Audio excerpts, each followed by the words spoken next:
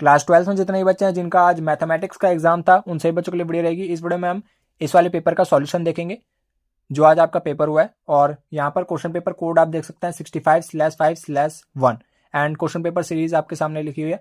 और ये जो है सेट नंबर 1 है, ठीक है। अगली वीडियो में सेट नंबर 2 और सेट नंबर 3 का सॉल्यूशन कराया जाएगा, ठीक है। तो डिस्क्रिप्शन में लिंक मिल जाएगा, वहां पर से विजिट करके आप वीडियो पर विजिट कर सकते हैं, ठीक है। स्टार्ट करते हैं। सेक्शन ए के फर्स्ट क्वेश्चन से स्टार्ट करते हैं। यहाँ पर आपके पास जो फंक्शन दिया हुआ है वो R बिलोंग कर रहा है एंड यहाँ पर ये जो आपके पास फंक्शन है क्वाड्रेटिक फंक्शन है, ठीक है। तो यहाँ पर जो इसका राइट आंसर होगा वो होगा option number D, neither injective nor surjective. यानी कि ये वाला जो आपका फंक्शन है ये ना ही आपका 1-1 फंक्शन है और ना ही ऑन-टू फंक्शन है। क्वेश्चन नंबर 2 है, यहाँ पर जो है आपको बोला गया ए आपके पास एक मैट्रिक्स है जिसको आपको बोला गया ये स्क्वीज मैट्रिक्स है एंड यहाँ पर आपको बोला गया कि आपको इसकी वैल्यू फाइंड करनी है, ठीक है। तो बहुत ही सिंपल है। यहाँ पर आपको पता है जो आपके पास स्क्वीज मैट्रिक्स होती है उसके जो डायगोनल एलिमेंट्स है वो आपके पास 0 होते हैं, ठीक है। तो ये 0 और ये भी 0 होगा, तो a इजिकल टू, तो आपको पता लग गया कि ये 0 आएगा, ठीक है। क्योंकि डायगोनल एलिमेंट्स के अंतर्गत जो भी आता है वो सारी की सारी वैल्यू 0 होती हैं। एंड ये जो आपके पास नॉन डायगोनल एलिमेंट्स है यानी कि b, c, a 1 and -1, -5 and 5, तो यहाँ पर से आपको दिख रहा होगा ये -5 और यहाँ पर 5 है, तो मतलब ये माइनस का यहाँ पर जो फैक्टर है वो यहाँ पर होता है, ठीक है। यहाँ पर माइनस का साइन लगा देंगे तो ये मिल जाएगा, इसमें माइनस का साइन लगा देंगे तो ये मिल जाएगा, और ऐसे ही है बी में जब हम माइनस का साइन लगा देंगे तो हमें ये मिल जाएगा, ठीक है। तो b प्लस सी का आपको सम क्या मिल जाएगा 0, तो यहाँ पर से 2a यानी कि 2 इंटू 0 और b प्लस सी आपके पास 0 है, तो 0 माइनस 0 आपके पास 0 होता है, ठीक है। ऑप्शन नंबर ए आपके पास राइट आंसर रहेगा। अगला क्वेश्चन है, यहाँ पर जो है आपको बोला गया कि आपको एडजॉइंट ए का जो आपके पास यहाँ पर डिटर्मिनेंट है वो आपके पास 8 के इक्वल है एंड ऑर्डर है मैट्रिक्स की 3।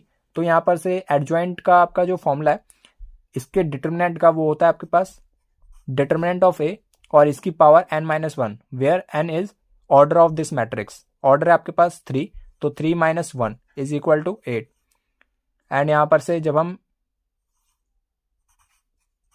इसकी वैल्यू कैलकुलेट करेंगे डिटर्मिनेंट ऑफ ए, ये आ जाएगा आपके पास इसका स्क्वायर इज इक्वल टू में 8, ठीक है। डिटर्मिनेंट ऑफ ए आ जाएगा आपके पास 2√2, ठीक है।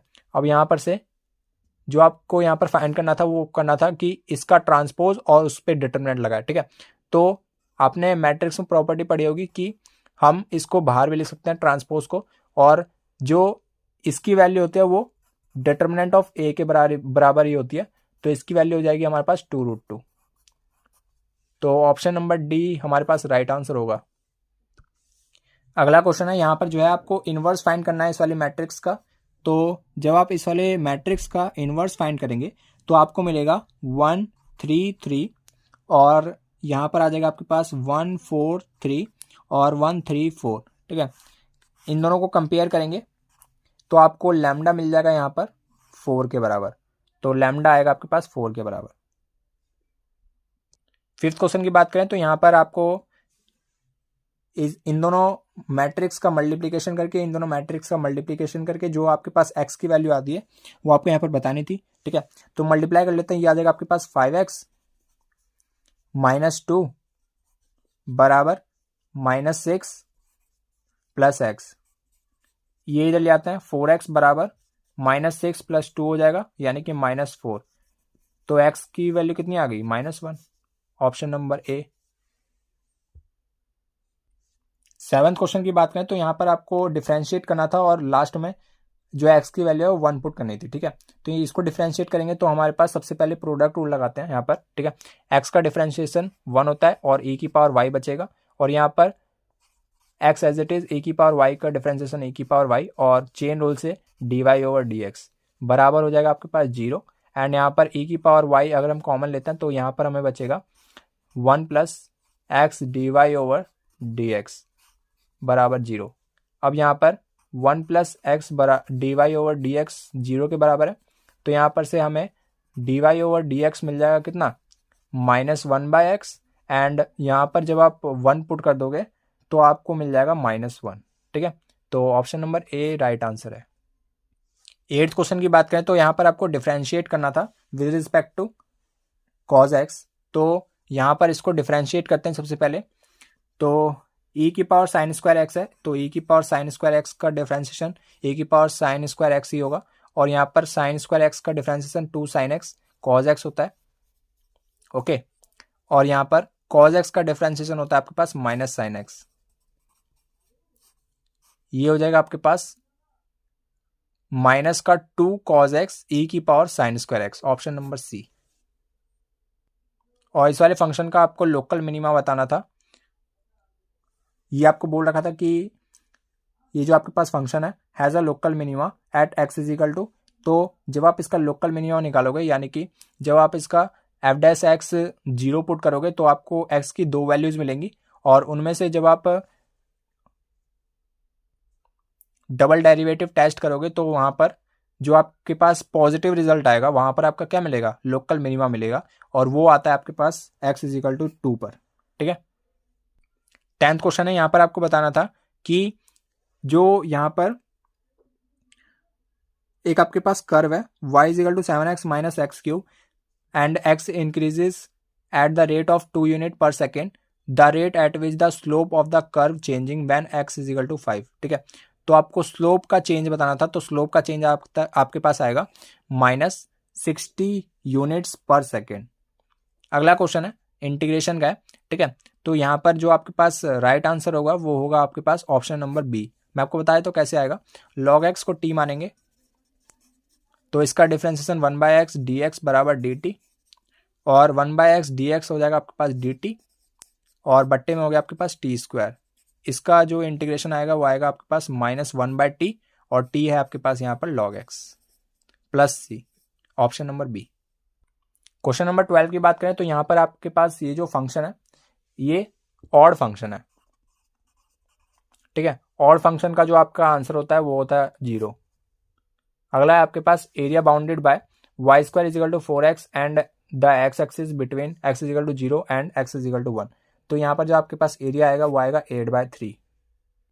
14 क्वेश्चन में आपको ऑर्डर बताना था इस वाले डिफरेंशियल इक्वेशन का।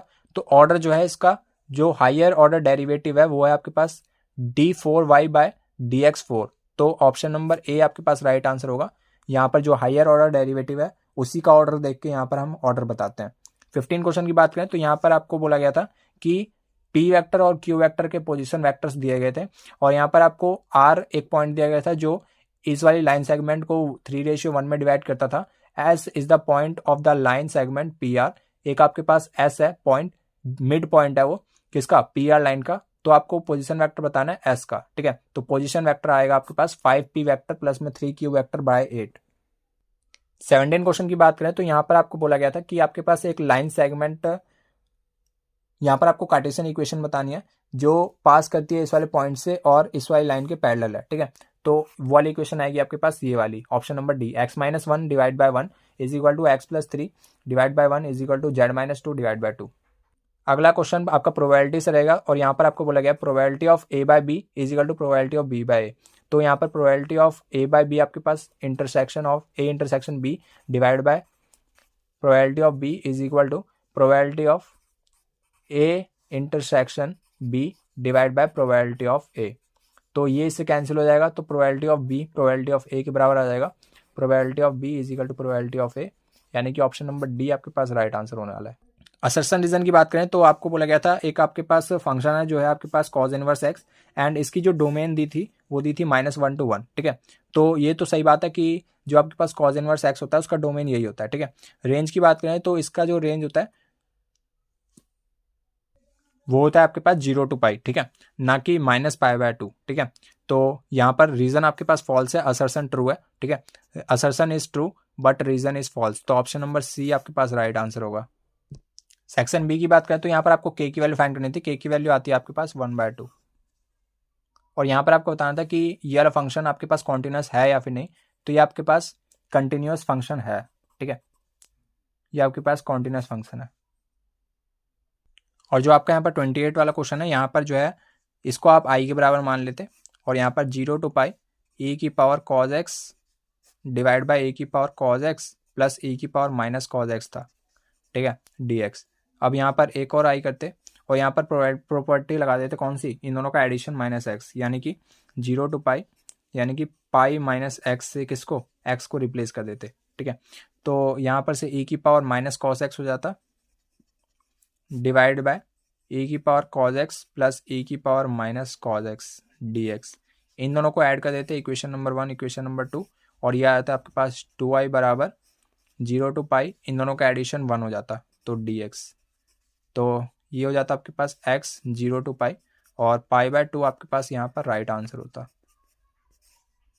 ठीक है, और सेक्शन सी में जो आपका ये वाला क्वेश्चन था ना, यहाँ पर आप इसका जो सॉल्यूशन है वो कैसे कर सकते थे, यहाँ पर आप x को सब्स्टिट्यूट कर देते, क्या x को सब्स्टिट्यूट कर सकते थे आप कॉस थीटा, एंड y को सब्स्टिट्यूट कर देते कॉस फाई। ठीक है, और यहाँ पर से ये जो है इजीली सिंप्लीफाई हो जाता। तो ये आपका पेपर था, उम्मीद है आप सभी को ये वाली जो वीडियो है वो हेल्पफुल होगी। अगली वीडियो मिलते हैं, तब तक के लिए जय हिंद, जय भारत।